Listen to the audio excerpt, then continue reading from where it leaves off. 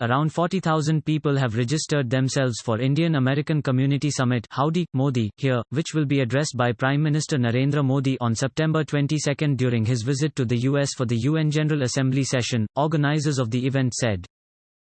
Howdy, short for how do you do, is a friendly greeting commonly used in southwestern United States.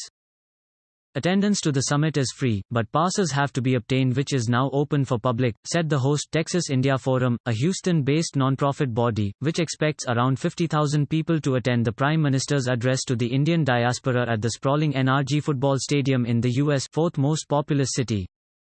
Houston, which has one of the largest concentration of over 5,000 Indian American community in the U.S., is the energy capital of the world. Energy security is a priority area for the Prime Minister. Houston Mayor Sylvester Turner said, "I look forward to welcoming PM Modi to Houston, home to one of the biggest and most vibrant Indian communities in the U.S. This historic visit will strengthen the already robust bonds between Houston and India on trade, culture and tourism, all of which benefit every Houstonian." Over 39,000 people have signed up in the first 2 weeks. There are more than 1,000 volunteers and 650 welcome partner organizations for the event, the Texas India Forum said. According to convener of the organizing committee Jugal Malani, before the Prime Minister's address, the event, with the tagline "Shared Dreams, Bright Futures," will include a cultural program that puts a spotlight on Indian American contributions to the United States. "We want the entire city of Houston to come enjoy the festivities and learn about Indian-Texan relations," he said. This will be Mr. Modi's third major address to the Indian American community after he became the Prime Minister in 2014 and the first after his re-election in May. The previous two were at the Madison Square Garden in New York in 2014 and the Silicon Valley in 2016. Both the events were attended by more than 20,000 people. U.S. Senator John Cornyn said, on behalf of the hundreds of thousands of Indian Americans in Texas, and as co-chair of the Senate India Caucus, I welcome Prime Minister Modi to Houston. India continues to be a key security and economic partner of the United States, and I look forward to seeing that relationship strengthen with his visit to Texas, he said. A group of organizations from a wide spectrum of the Indian diaspora in the United States has mobilized support for the Howdy, Modi event. Sanjay Ramabhadran, the president of the Texas Lyceum said, "The future of Texas is inextricably tied to global trade and strategic relations."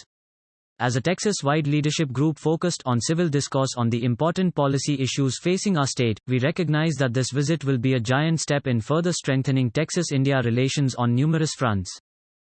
According to Visitrade, the U.S. Census Bureau, and the Foreign Trade Division, in 2019 year-to-date, India is Houston's fourth largest trading partner just behind Brazil, China and Mexico.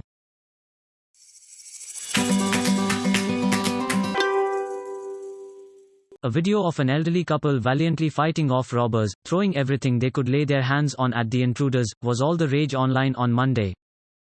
The incident, which happened late on Sunday and was captured on CCTV cameras at the couple's home near Kadiyam, earned them a lot of appreciation. Police said two masked robbers carrying machetes entered the house of Shanmugavel, 72, at Kalyanipuram under Kadiyam police station limits, and tried to strangle him even as he was sitting in front his house around 10 p.m. Shanmugavel's wife Senthamari came rushing to his rescue on hearing a noise. She began hurling things at the duo, footwear, buckets and plastic chairs. Freeing himself, Shanmugavel also threw himself with gusto into the attack against the two armed men. The couple waged an unrelenting battle against the criminals for a couple of minutes, forcing the duo to flee.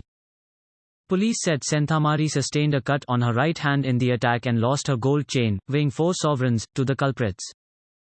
After 2 burglaries in the past 3 years, Mr. Shanmugavel had fitted CCTV cameras at 14 spots around his house, situated at the entrance to his farm. Using footage from the CCTV cameras, the Kadiyam police have started an investigation on the attempt to burgle the house of Mr. Shanmugavel, a lemon wholesale trader known as SSS in the area. After the footage went viral, the couple's relatives and friends flocked to the house on Monday. The couple's son Ashok, an engineer based in Chennai, rushed back home immediately. Amma, Senthamari, has sustained a cut injury on her right hand. She is a courageous woman who took on the armed criminals instantly on seeing Appa Shanmugavel being strangled. By God's grace, nothing untoward happened, he said.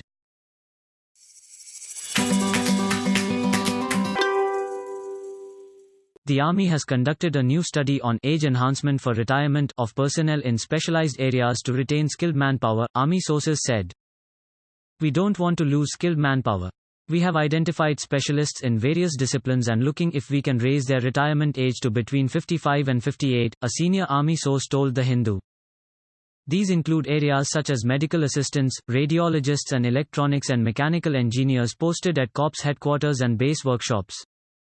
In the armed forces, personnel of other ranks (OZ) start retiring in the 35 to 37 age group and officers at 54 unless they get promoted to higher ranks.